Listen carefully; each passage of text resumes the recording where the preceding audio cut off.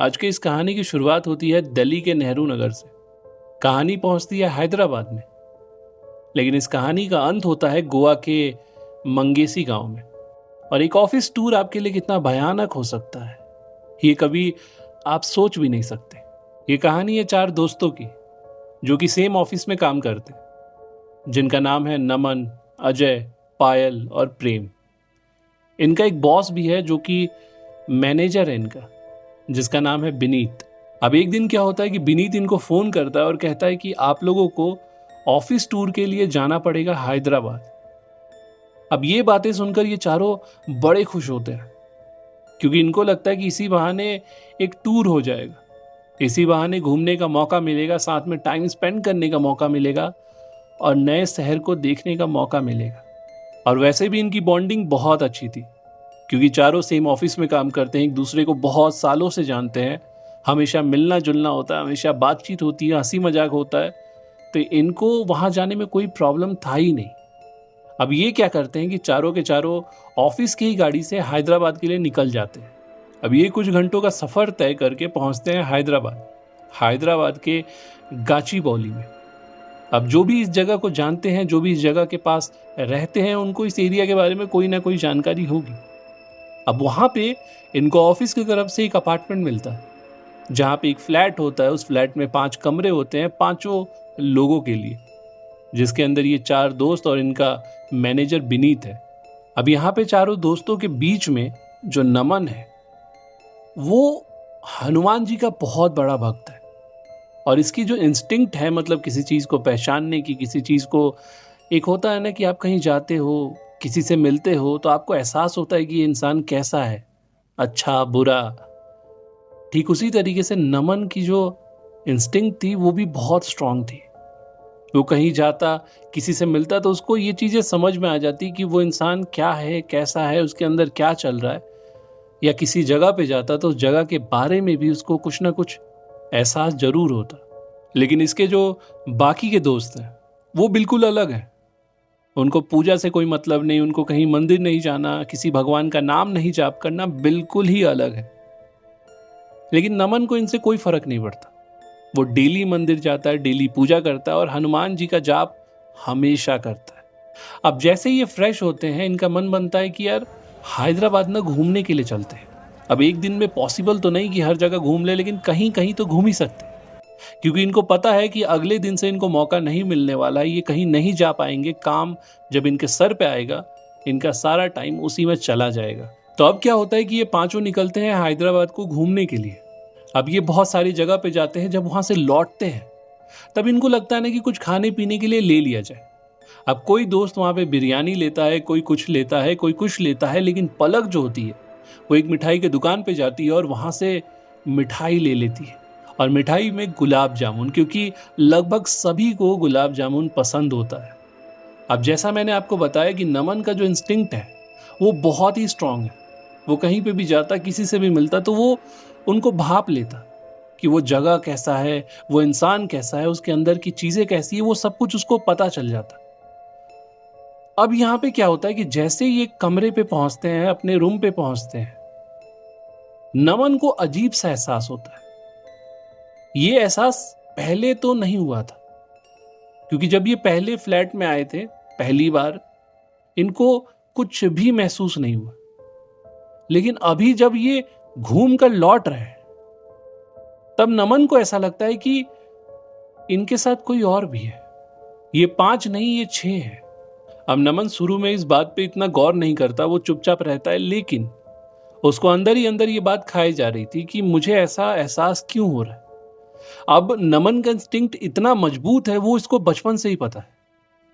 अब क्या होता है कि जैसे ये खाने बैठते हैं तो ये बिरयानी खाते हैं, लेकिन नमन और पलक जो होते हैं वो नॉनवेज नहीं खाते। तभी क्या होता है कि जैसे ही पलक जो है वो मिठाई का डब्बा निकालती है, उसके चेहरे का एक्सप्रेशन बदल जाता है। वो मिठाई का डब्बा दिखाते हुए कहती है कि ये मिठाई खाओगे, ये स्पेशल मिठाई है तुम लोगों के लिए। अब ये सुनकर सभी चौंक जाते हैं, लेकिन बोलते हैं कि हाँ क्यों नहीं खाएंगे, लेकिन खाना खाने के बाद। पलक कहती है कि मुझे भी नॉनवेज खाना है। अब ये सुनकर बाकी के जो इसके दोस्त होते हैं वो चौंक जाते हैं कि पलक नॉनवेज। अब यहां पे पलक बोलती है कि मुझे खाना है। तो ये क्या करते हैं कि उसको दे देते हैं। कहते हैं कि भाई मतलब तुम्हें अचानक से कैसे? वो कहती है कि सवाल मत करो, मुझे खाना है। अब ये सुनकर ये कोई सवाल जवाब नहीं करते। हो सकता है इनको लगता है कि भाई मन कर गया होगा खाने का। ये एक प्लेट में बिरयानी निकालते हैं और पलक को दे देते हैं। पलक उसको जिस तरीके से खा रही थी वो नॉर्मल नहीं था।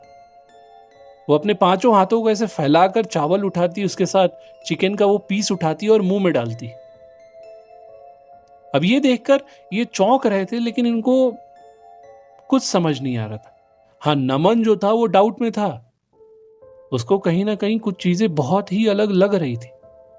अब क्या होता है कि जैसे ही नमन पलक के पास जाता है, पलक अचानक से रुकती है और कहती है कि मैं सोने जा रही हूं।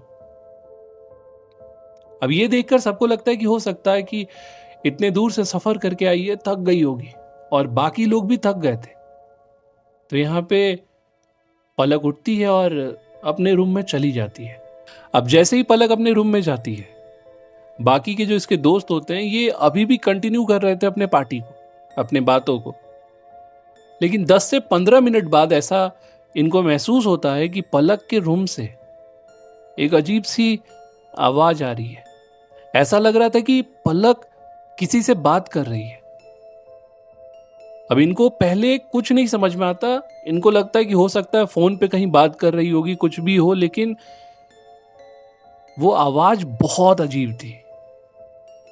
तो ये हिम्मत जुटाकर क्या करते हैं कि पलक के कमरे में जो वो चाबी वाला एरिया होता है ना, उस एरिया से झांक कर देखने की कोशिश करते हैं। पहले तो सभी बहुत हिचकिचाते हैं कि एक लड़की के कमरे में कैसे,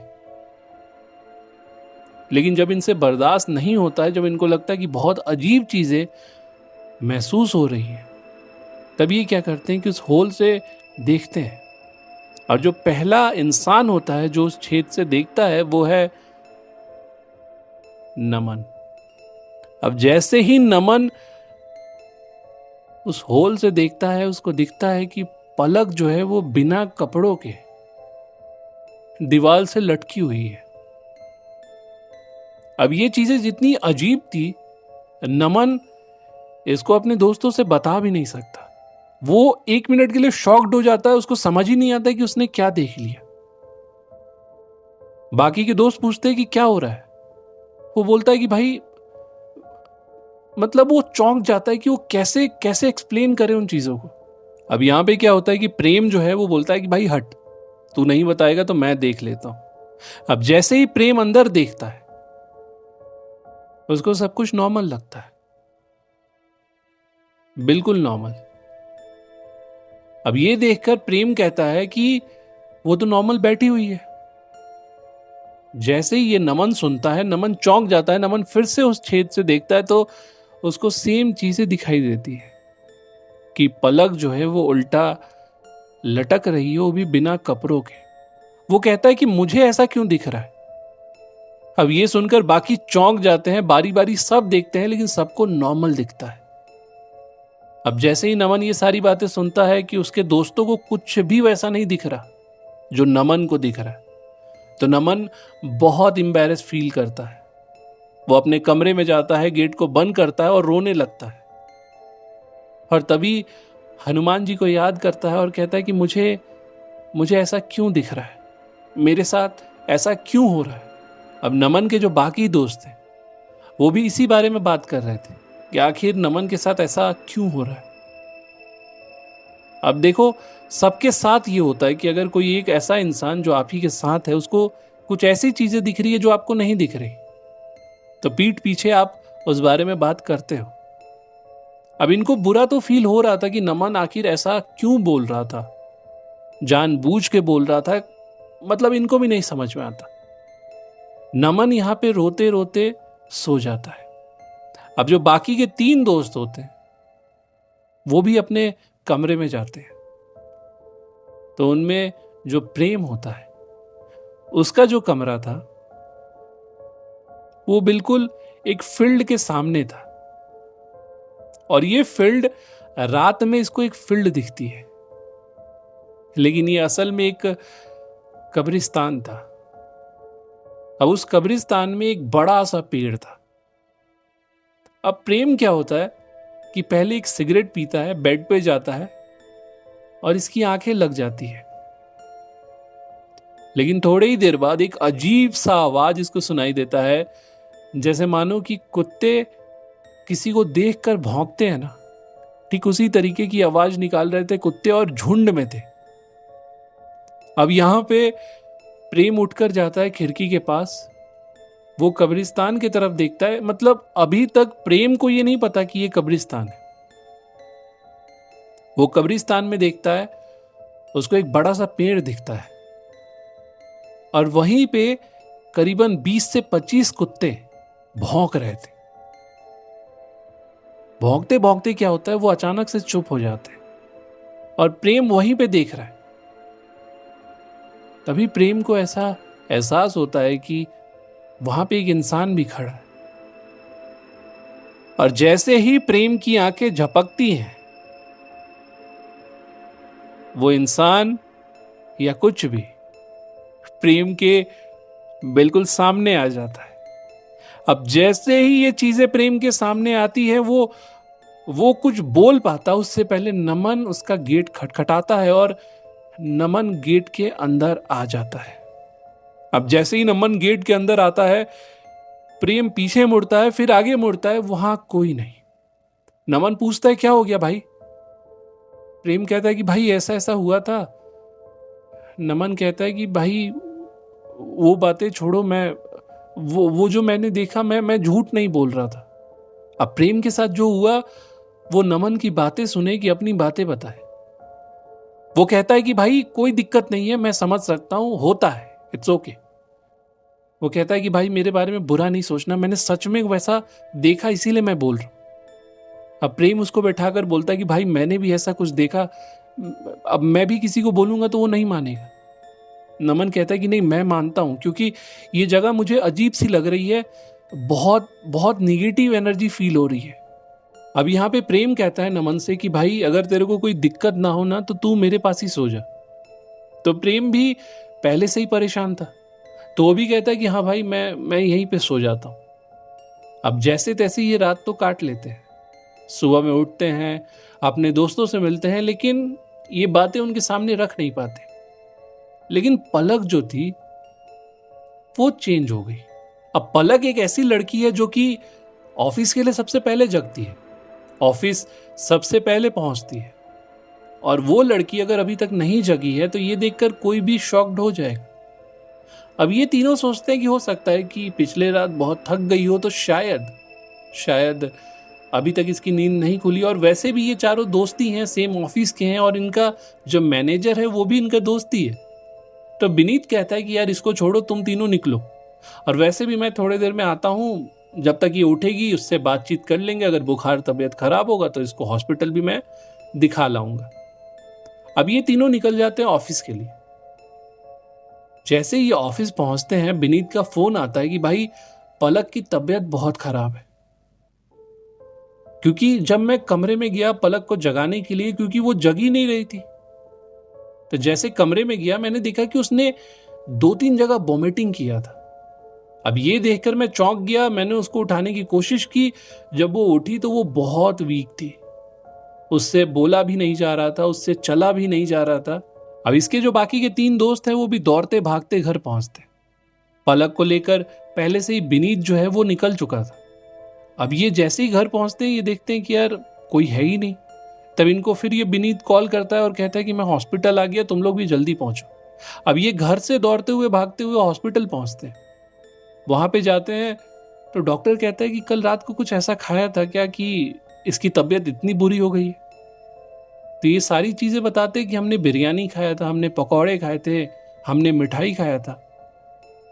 तो डॉक्टर कहता है कि हो सकता है कि उनमें कोई चीज जो थी वो खराब होगी, एक्सपायर होगी, या उसके अंदर जो चीजें होंगी वो खराब हो चुकी होंगी, इसीलिए ऐसा हुआ है। तो ये भी रिलैक्स हो जाते हैं कि कोई बहुत बड़ी प्रॉब्लम नहीं है।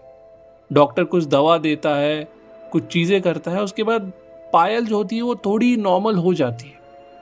अब ये पायल को लेकर फ्लैट पे आते हैं और पूरे दिन उसी के पास रहते हैं, उससे बातें करते हैं, सब कुछ नॉर्मल फील होता है। लेकिन पलक का बिहेवियर बहुत अजीब हो चुका था। पलक नमन से दूर रहने लगी थी। नमन के पास ना वो बैठती, ना उससे बोलती। नमन उससे अगर बात करने जाता भी तो वो कतराती, उससे दूर भागती। अब रात होता है, सब खाना वाना खाते हैं, तभी नमन जो है वो पलक के पास जाता है उसकी तबीयत चेक करने के लिए, उसका सर ऐसे टच करने के लिए। जैसे ही वो उसके पास जाता है वो कहती है कि दूर रह। तू अपने आप को बहुत समझदार समझ रहा है, तू ये सोचता है कि तू तू उसका नाम लेता है तो तू बच जाएगा, तू उसका नाम लेता है तो मुझे डरा देगा। ऐसा कुछ नहीं होने वाला।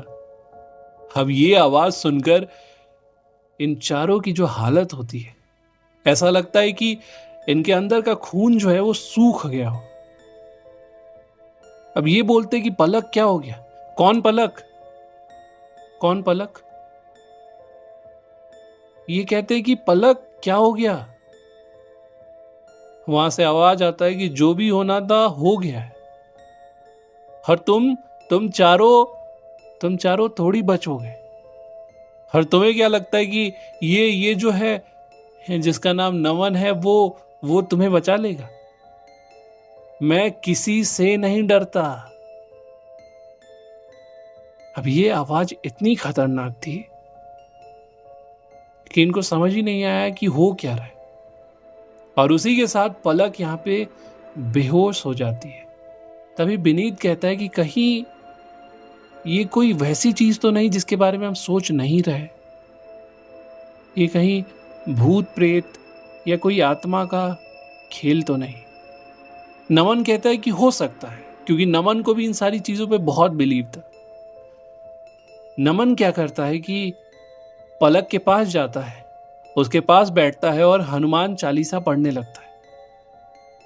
जैसे ही हनुमान चालीसा स्टार्ट होता है पलक का रिएक्शन चेंज होता है। वो कहती है चुप, बिल्कुल चुप, वरना जो हाल करूंगी तेरा और तेरे दोस्तों का तू सोच भी नहीं सकता।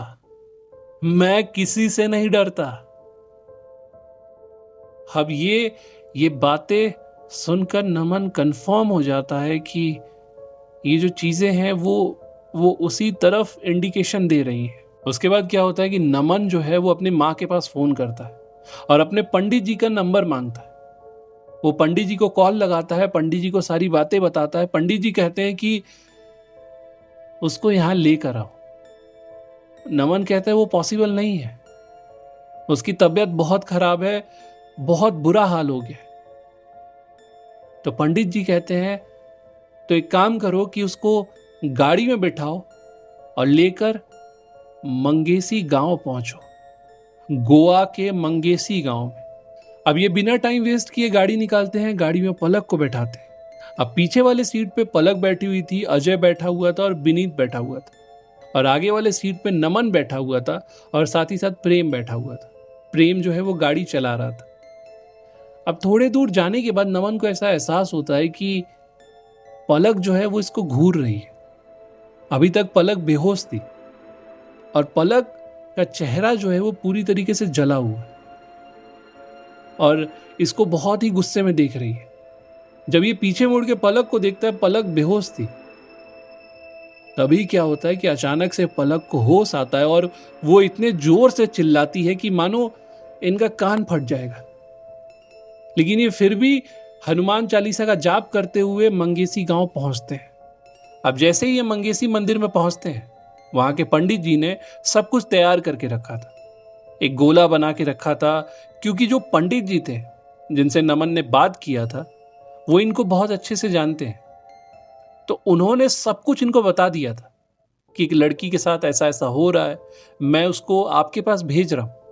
तो इन्होंने सारा प्रिपरेशन करके रख लिया था। अब जैसे ही यहां पे पलक आती है, पलक को एक घेरे में बैठाया जाता है और दूसरे घेरे में बाकी के 4 दोस्त। और पंडित जी कहते हैं कि चाहे कुछ भी हो जाए, तुम चारों इस गोले से निकलना मत।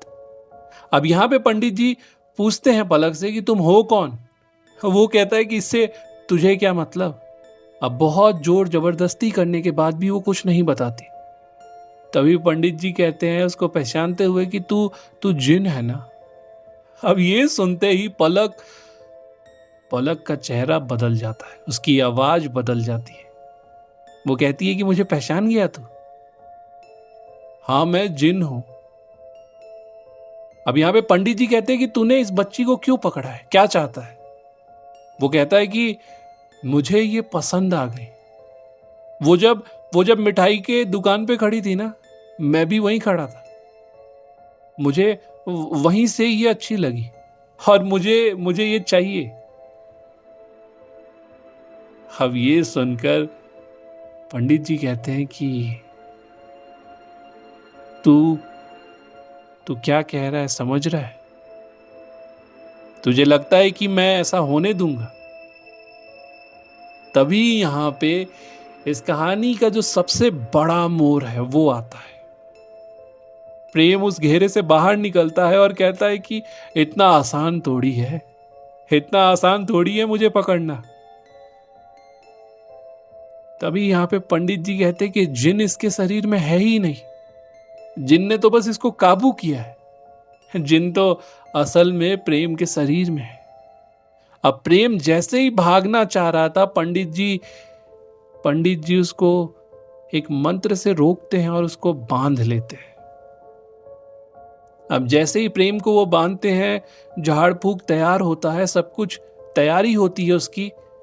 प्रेम कहता है कि कोई नहीं बचेगा और वो मेरी है, मैं उसको लेके जाऊंगा। लेकिन पंडित जी बहुत कोशिश करते हैं, सारी विद्या, सारा पूजा, सारा पाठ, सब कुछ लगा देते हैं। लास्ट में वो जो जिन है वो कभी किसी के शरीर में जाता, कभी अजय के शरीर में जाता, कभी विनीत के शरीर में जाता, लेकिन नमन के शरीर में नहीं, और ना ही पलक के शरीर में। अब ऐसा क्यों? क्योंकि पलक जो थी वो दिल्ली में जब से नमन के कांटेक्ट में आई थी, वो भी कभी कभार मंदिर जाती, पूजा पाठ करती। तो यहां पे जिन कहता है कि मैंने बहुत कोशिश की, लेकिन मैं पलक को काबू नहीं कर सका, लेकिन प्रेम को कर लिया। वो कब्रिस्तान में उस दिन प्रेम को जो दिखा था ना, वो मैं ही तो था, और प्रेम को फिर काबू भी मैंने ही किया था। लेकिन यहां पे पंडित जी के विद्या के सामने वो जिन टिक नहीं पाता, उसे काबू कर लेते हैं पंडित जी। और इसी के साथ यहां पे पलक की जान और प्रेम की जान बच जाती है। लेकिन इस कहानी में जो मेन चीज था ना, वो नमन था। नमन के वजह से ये सब कुछ कंट्रोल में आया था। तो यही तीन चारों दोस्तों की कहानी, जो कि आखिर में जाके अच्छी ही रही, सब कुछ अच्छा ही रहा। इसीलिए कहते हैं कि भगवान पे अगर आपको विश्वास है तो सब कुछ अच्छा हो सकता है, लेकिन उन पे आपको विश्वास होना चाहिए। कभी भी मौका मिले किसी को भी याद करो, लेकिन उनका नाम जाप हमेशा करते रहो, चाहे वो भगवान कोई भी हो, जिनको आप मानते हो, जिनके करीब आप हो, लेकिन उनका नाम जाप आप हमेशा करो। तो ऐसी कहानी सुनने के लिए इस चैनल को सब्सक्राइब कर लो, और अगर आपके पास भी कोई कहानी है तो आप मुझे ईमेल कर सकते हो। ईमेल जो है आपको डिस्क्रिप्शन बॉक्स में मिल जाएगा। तब तक के लिए सावधान रहें और हर हर महादेव।